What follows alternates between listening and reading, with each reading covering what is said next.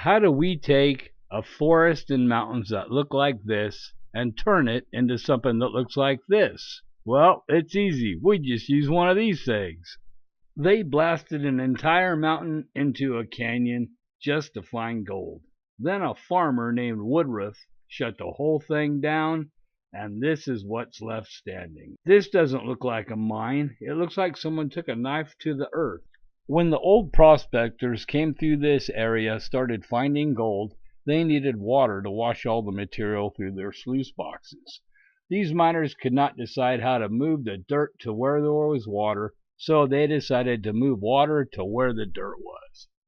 In 1853, the miners invented a new method of mining called hydraulic mining. Dams were built high up in the mountains. The water traveled from the reservoirs through a wooden canal called the Fume, somewhere up to 45 miles long. Then the water ran through pipes and canvas hoses to these water cannons called monitors. The miners would aim these monitors at the hillside to wash the gravel into huge sluices. Over time, the monitors became bigger and more powerful. Their force became so great they could toss a 50-pound rock like a cannonball or even kill somebody. You can't really blame these guys for using these water cannons. If I was up here mining in 1875, I would have had the biggest water cannon in the state, and I would have blasted the holy living dog shit out of these mountains to get me a sack of gold. After all, nobody knew what they were really doing. No one ever did it before. They just thought the debris would just wash away, go somewhere else on down the river, not their problem. And if you're going to have a mine with all these workers, you got to have some place to put them. So they built this little gold rush town. And what gold rush town would be complete without a bar? This wasn't the tourist town. This was a company town. Everything here existed for one reason: to keep the water cannons running. Some of the old town's been restored and turned into a state park. The rest of it is in the same state it was when the mine closed down. At its peak, it had over 1,200 people living here. And this is the old church. I couldn't get in. It was all boarded up. It looked like they might have put a new roof on it in the past to help preserve it. And the old schoolhouse, it was boarded up too, but it was still cool to see. And with a schoolhouse that big, I guess you needed a big outhouse.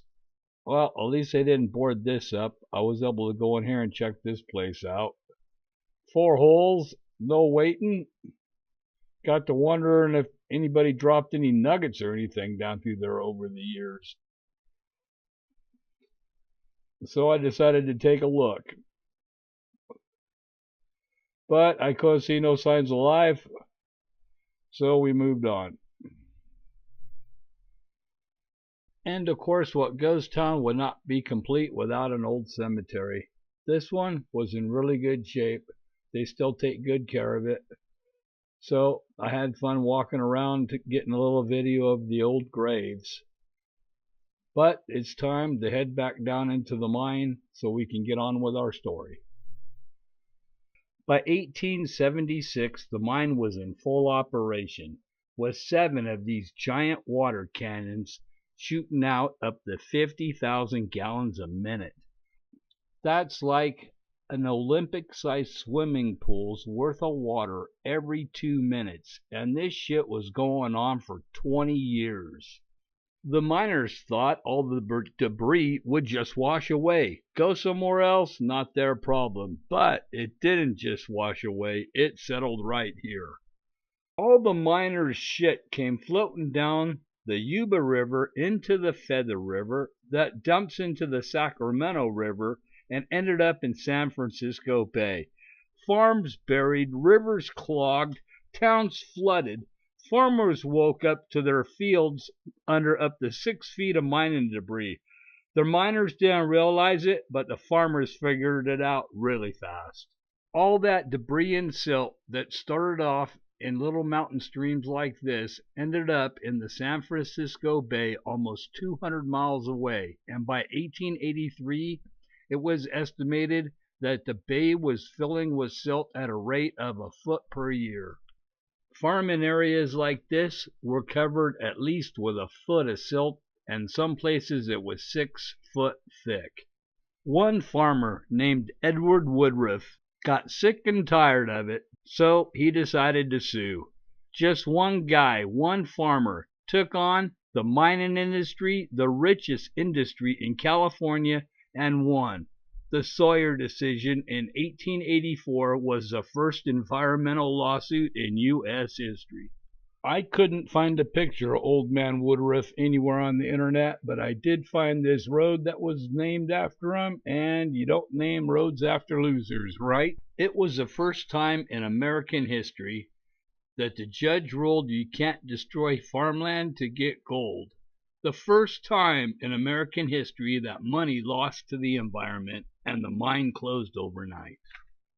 The water cannons quit spraying, the bar quit serving, the church is still there, the outhouse is still there doing whatever outhouses do when people quit crapping in them, and the gold's still in there. They just can't touch it because one farmer said no.